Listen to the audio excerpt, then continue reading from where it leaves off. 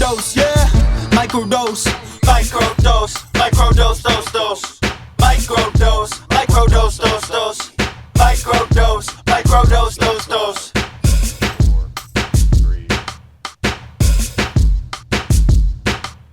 What's good, y'all? Kush Hayes here, coming to you with the newest edition of the Microdose, mid-November.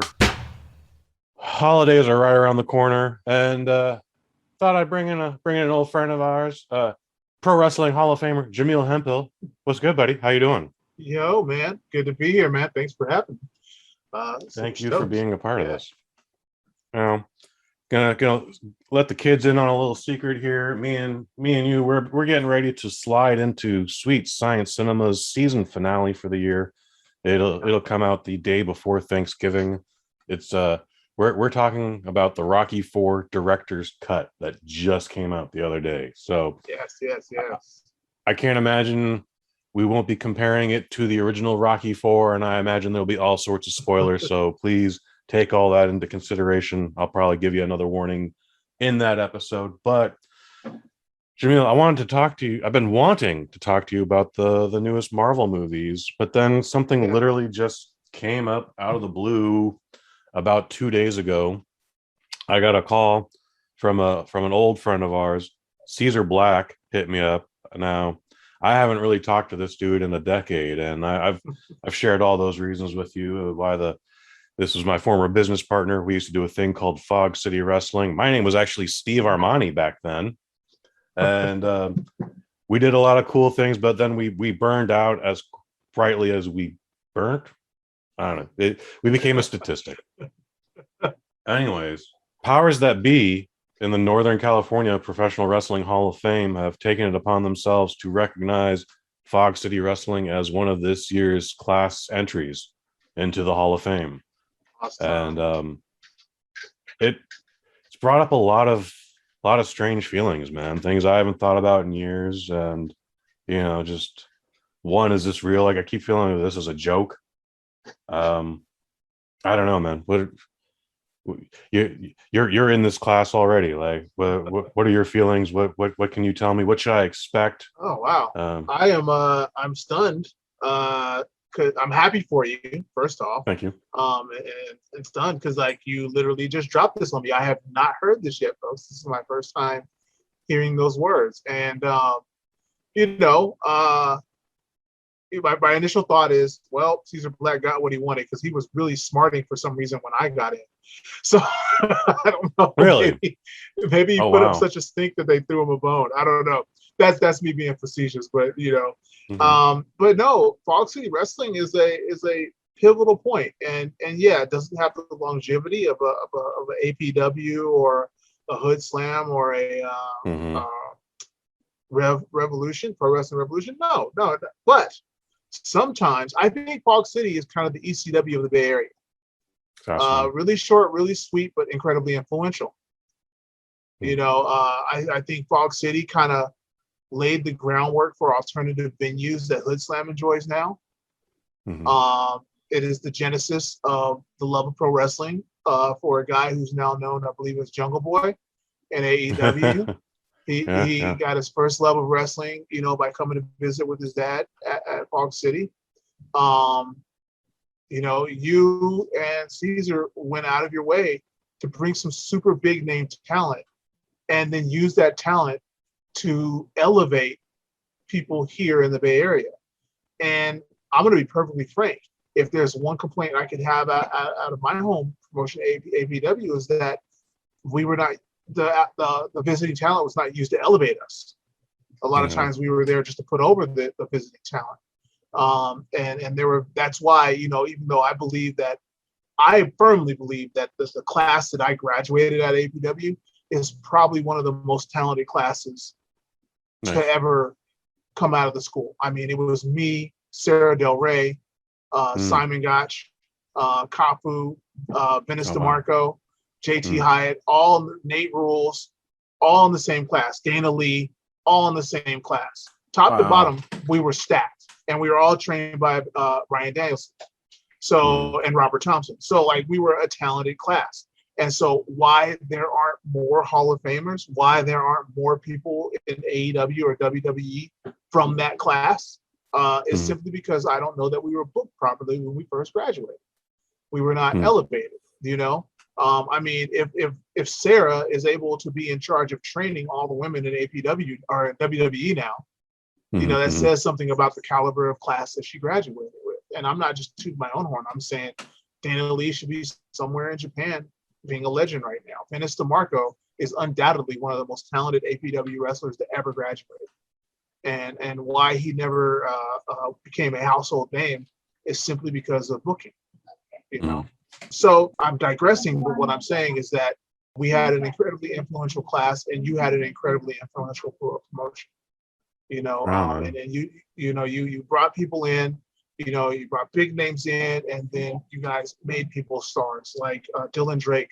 He really, APW, you know, made him, but you guys elevated him into the Golden Boy. You know, I'm not sure that he'd have been able to be the Golden Boy without Fog City. Dennis DeMarco finally got his run as the heel centerpiece he should be in Fog City. So you guys had a run. I literally compare it to ECW before the Bay Area. The run wasn't as long as anybody would want, but it was incredibly influential. And you did create some stars, and people had a lot of fun. And I firmly believe, I mean, you know, Shiki's got her own thing. Obviously, she's built Hood Slam into its own thing, but there definitely is, for lack of a better word, some DNA of Fog City and Hood Slam. I think she just kind of picked up where you guys left off, and they have this, there's this alternative, in crowd, unique experience. You know, Fog City had that. It was a different experience than going to see some of the other shows, and Hood Slam just, you know, took that baton and ran with it. So, no, I think it's not silly or undeserved for Fog City to be recognized as a promotion. Right on. Yeah, still processing everything. You've been talking of, you just heard about this 10 minutes ago, but like still even after 2 days, like even after I got off the phone with Caesar Black, I was like, well, I better call Marcus Mack just to be safe, just to understand, just to make sure that Caesar heard everything correctly. And Marcus is like, well, yeah, I heard about all that, and Dylan Drake and Sir Samurai will be there with you guys also in that inductee class. Sir Samurai may be the best athlete in all of Northern California, honestly, even at his age today. And then Dylan Drake. There you go. I don't think he's Hall of Fame caliber without his record at Fog City. Yeah, I have many regrets about Fog City. One was, you know, not being able to pay everybody all the time, but not getting that 10 pounds of gold around Dylan Drake's waist. Even if we were just to take it away from him immediately and have him chase after it again, like I regret not being able to do that. Yeah. So, and then I honestly hated the way things ended between me and Caesar. That's a whole story in itself. My friend made a mistake, but it was a very serious mistake that you can't really come back from. So, but then you're also like, fuck, man, 10 years, over 10 years have passed, you know, like I was at this dude's wedding. I was at the birth of his first child. And then we had our split, and I was like, oh, what, you got a whole new baby now? What's going on over here? You're in a movie with Fred Williamson? What? Yeah. So I think this is going to be a really cool way to finally just close the chapter on Fog City Wrestling properly. Yeah. So I'm looking forward to it. But there was a lot of sacrifice even to fail that hard. You know, not to get too deep on you, but like I was in a long distance relationship at one point in Fog City, and my girlfriend's father died. And wow. I couldn't. One, I was dead broke. I barely had 2 nickels to rub together. So getting on a plane to Chicago was already going to be difficult. Yeah. But we also had to do a show at the Cow Palace that night on Halloween. And it was just like, it's one of the weirdest sensations I've ever had. Like, this should be the greatest night of my life. But then there's this guilt, just evil claw. The person you care about is suffering. Yeah. That's the worst. It's the worst. Yeah, lots of wild memories have been flooding back over the last 2 days. So I ain't gonna bore you with this anymore, my man. But And we you know will what? have Just more information. on one note, I have to say, since we're talking about Fox City, this is something I've never done. Thank you, because I was in a low spot. Full disclosure, I think it was 2008 where my brother passed away from cancer, and there was a lot going on with me, and that's part of why I had left wrestling. And you and Caesar got me back into it as an announcer, and that led to the me ringside roughneck. That led me coming back and training a little bit more, and even having one or two more matches. So, like I said, it was a special place. So it sure was, man. It sure was. Yeah. Well, there'll be undoubtedly more to come out of this down the line. I know the dates in December. I'll tell you guys more that I know. But I think we might be getting inducted together because there was no celebration last year, so I'm not sure how that'd be it's amazing. Gonna work. Yeah. Okay. Yeah. Well, maybe we can carpool. Yes, that would be cool. That would be very cool. My guy, it is last week was D Plus Day, Disney Plus Day. I think it was the second anniversary of the Disney Plus, and they dropped all this heat on there's a new Home Alone. Did you know there's a jungle adventure movie with Dwayne Johnson in it, like for the first time ever? That's insane. Like I'll pre-admit, like I'm a nerd, so I am a huge nerd. So my entire Disney Plus is not Disney Plus to me. It is Marvel Plus. Like that is. I watch Marvel, and I watch some of the Star Wars stuff, of course, and then I watch National Geographic with my daughter. But I don't watch a whole lot of Disney stuff. Like I don't like when I log on, I hardly ever look at Disney proper. So my D Plus day was looking at all the Marvel stuff they dropped, and they dropped a whole bunch of crap. And obviously, I'm looking forward to the Mandalorian and everything, but I'm a Trekkie more than I am a Star Wars guy. Right. But yeah, so Home Alone, I was like, our mutual friend Dave Dutra had nothing nice to say about it, so I was like, okay. and the Battle King did not like that, and then I think they dropped it. Like, Dwayne, hey man, if my kids want to watch movies, I'm gonna watch it. But I'm sorry, bro, I can't just watch it because you're in it. Like Jungle Cruise did not. And if it's based on a ride or a villain, I'm not watching. I gotta say, Jungle Cruise is super fun. It is very charming. It's got a lot of action, and it's a good time. And then I looked at my watch, and it's like, we're only at the 97-minute mark. Fuck. No, there's still like another hour to go. No. More in the story. End the story, please. Like, we get it. I made that little joke at the top there about Dwayne Johnson in a jungle adventure movie. No way. Like, he's in a Netflix movie with Ryan Reynolds and Gal Gadot also last weekend. Red Notice. We're going to be talking about it on Waffle Box in a few days, but also jungle adventure film. There's some museum spy he stuff. Probably filmed it. Maybe he filmed them at the same time.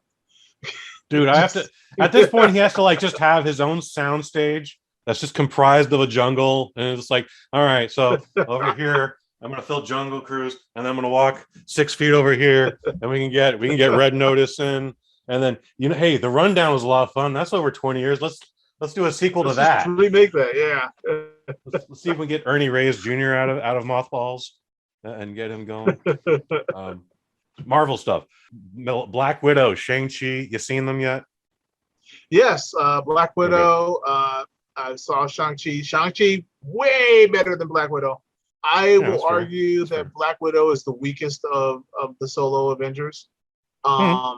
She's an anti-hero.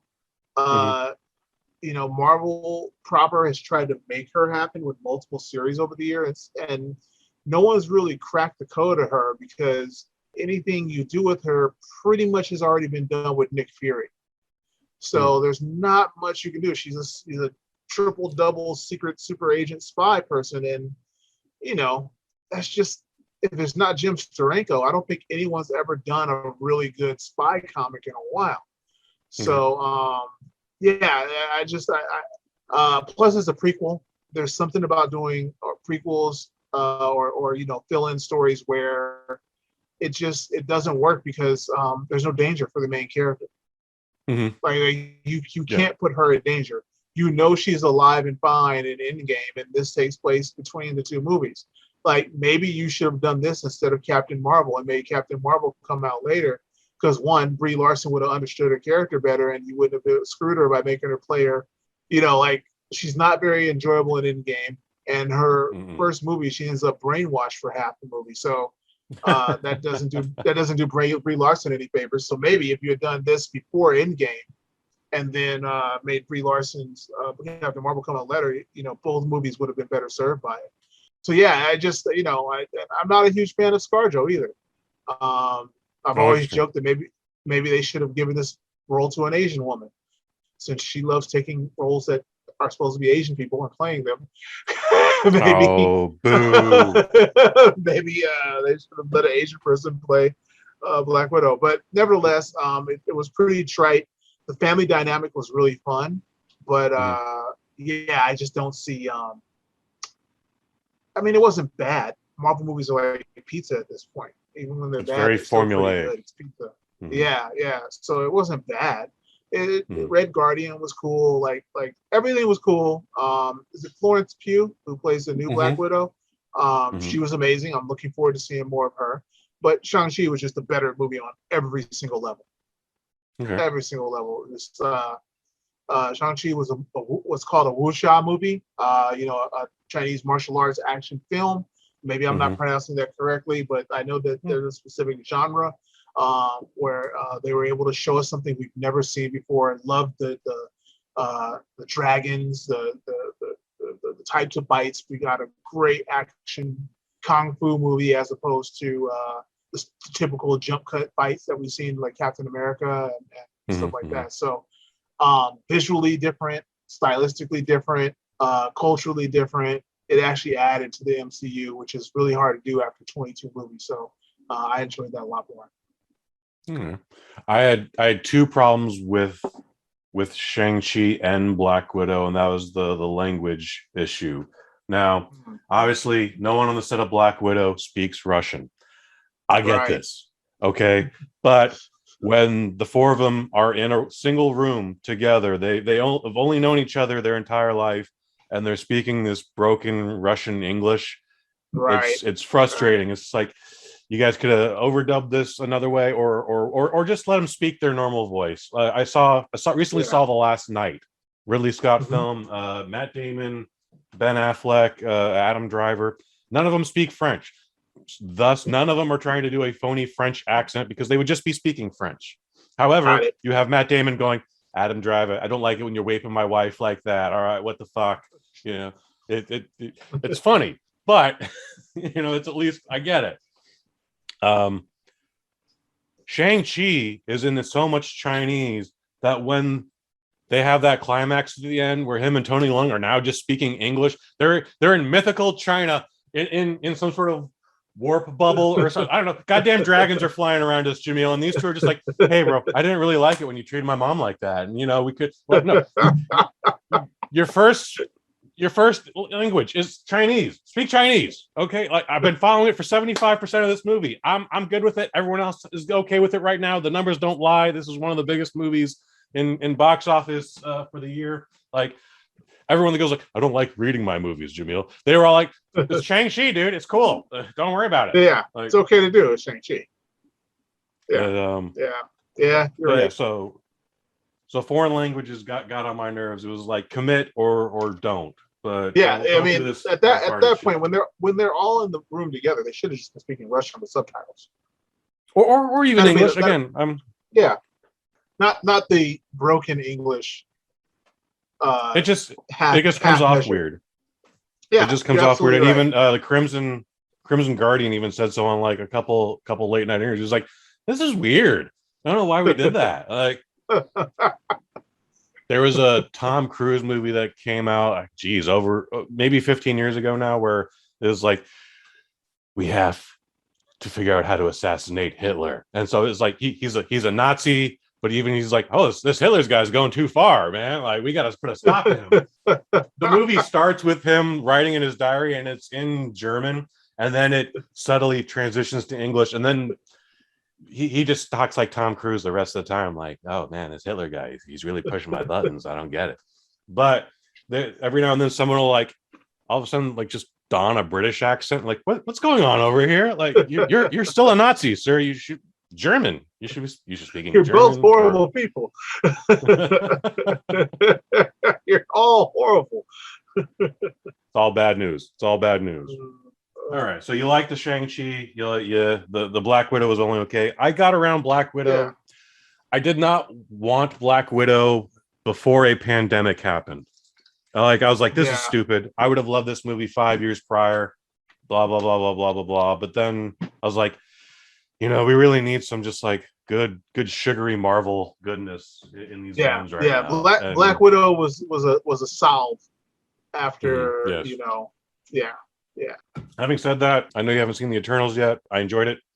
That's as much as I'm going to tell you. It's one of those things where it's like, I don't know how much longer I'm gonna keep this going, guys. I just don't know. But my guy, we're getting ready to. I think we get wrapping things up here. But is there anything else you wanna break down on the microdose tonight? No, man. I'm just really excited. I will say that I'm excited about Moon Knight and She-Hulk and Ms. Marvel. Looking forward to that. Anything? They announced all those. Yeah, the D Plus did drop a preview of each. Okay. I am super excited about She-Hulk because the title character is being played by Tatiana Maslany, who is one of my favorite actresses of all time. Like Orphan Black. I don't know if you ever watched that series. I know of it. I haven't seen it. It's a master class in character creation. Tatiana Maslany is the titular orphan. I'll give you the quick first 5-minute recap. Is that she's a young woman. She's down on her luck. She is walking on a subway platform, and she sees herself, a woman who looks just like her twin, who then commits suicide. Oh, and it starts from there. Rude. She's been adopted, and then she sees someone who is her twin commit suicide, and then it goes from there. Over 5 seasons, Tatiana Maslany plays about 7 distinct characters, and they use, of course, special effects to have her act with herself. But she is so good that you forget that she is not a twin. Okay. There are points where she plays one person who is pretending to be another person. Okay, I like that. Yeah, it is masterclass. I am so excited to see what she does about She-Hulk. The only thing is the woman's like 5'3", so it'll be interesting to see how they make her She-Hulk. Because She-Hulk is supposed to be about 6, it's supposed to be a 6-foot woman. So we'll see how she plays her. But she looks like Jennifer Walters, so I'm excited to see what she does. I know Mark Ruffalo is being Bruce Banner in the show as well, so it'll be cool to see them go head to head. And Moon Knight, I was interested in seeing how they made him come off without looking like Super Klansman. So I'm interested in seeing the costume. The glimpses we got of it were cool, but we'll see. It's going to be really hard to make a guy in all white not make him look like Super Klansman. He's in all white and he wears a hood. That's going to be really hard. So it'll be interesting. I remember when Moon Knight first debuted, and I didn't ever pick up the comic book because it looked weird. This is the first time I've heard anyone compare him to a Klansman. I get it. So forget about the hood thing. But my whole problem with him was like he's wearing like a super PJ onesie where like he doesn't even have boots on. It's just all one like nylon body stocking. And I was just like, I'm 9. I can't process this right now. Teenage Mutant Ninja Turtles. Yeah, it should be cool. Like the character itself is really interesting. He has multiple personality. DID is the correct term, dissociative identity disorder. And each of his identities, his alters, has their own opinions, and they are aware of each other. except for the base personality Mark Spector. So Okay. it's interesting. So the question is, a lot of times is he actually saving the world, or is he just a deranged individual who's going through an episode? So it'll be like the Max. It'll And the be Tick. really cool to but he predates both of them. So Mhm. we'll see what the story is going to be like. It'll be interesting to see how that comes across to the viewer. Will they keep the viewer in suspense? Will let the viewer question whether or not these things are really happening, or because there is times where he wakes up and a bunch of bad guys are bloody around him, but he's himself and he's not Moon Knight. So we'll see. It'll be really interesting. It can be a really, really powerful character done the right way. So once again, another chance for Marvel to show us something different. So really cool. I like the Oscar Isaac. He was pretty good in Dune. Yes. He was really good in a movie that came out super under everyone's radar called The Card Counter. That was you'd think it would be one of those poker flicks. Poker is part of it, but it's actually a lot deeper than that. Tiffany Haddish is in it, and he is a poker player, and he uses that to bypass his time. But the whole movie is about like this was his former life was he was a military patrolman working at Abu Ghraib during all that bad shit, and he's suffering with PTSD from it. Like he's been to prison and all that shit for those crimes that he committed, and it just some of the most interesting use of fish eye lens I've ever seen, where it's just like, oh yeah, this is a fucking nightmare no matter what side of the gambit you're on. Oof. All right, let's close this thing down, buddy. Give us a plug for the season finale of Sweet Science Cinema, please. Yeah, man. Rocky IV, the director's cut. We will talk about what's different, what's not, what's good, what's bad, according to our opinion. Some say it's the best Rocky. Some say it's not. We'll see what we say when you listen to Sweet Science Cinema. That's the season finale. That's coming out the day before Thanksgiving. I believe that's Wednesday, the 24th. Guys, check it out. It's how the whole series started, man. I was watching boxing. I was watching Creed on Thanksgiving, and I was like, I need to do a podcast about this, and I need Jaimel here, and thus it happened. So this is going to be a perfect bookend to everything. There will be more Sweet Science Cinema in 2022. I think I want to do the format a little differently this time, dude. Okay. We did this gimmick where we're doing it every other month, and that's cool. But I also think people are just it's literally just like a blip. I think maybe we should just do six at one time and just maybe 1 3-month block. TBD, folks. But no, there's more Sweet Science Cinema coming towards you in 2022, please. I do a bunch of other stuff around here. We got the Kick-Ass Movie Podcast. Me and Len Kabazinski, we just talked about Donnie Yen in Kung Fu Jungle, Kung Fu Killer, depending on what region you're in. That was a good time. That was our Halloween episode. Best of the best. That's going to be our season finale for Kick-Ass Movie Podcast number 6. I hope Jaimel can be there. I hope Kai can be there. I'm trying to get the whole BosNet family together for this one. All TBD, but that's coming out December 29th. That's our New Year's Eve special Kick-Ass Movie Podcast number 6. We will be talking 1984's Best of the Best with Eric Roberts, James Earl Jones. You have to witness that.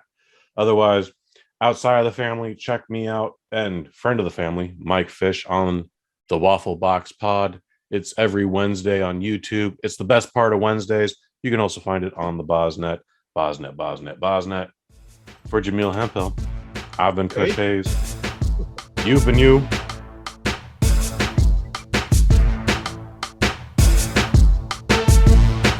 Microdose, microdose, microdose, microdose, microdose, microdose, microdose, yeah, microdose.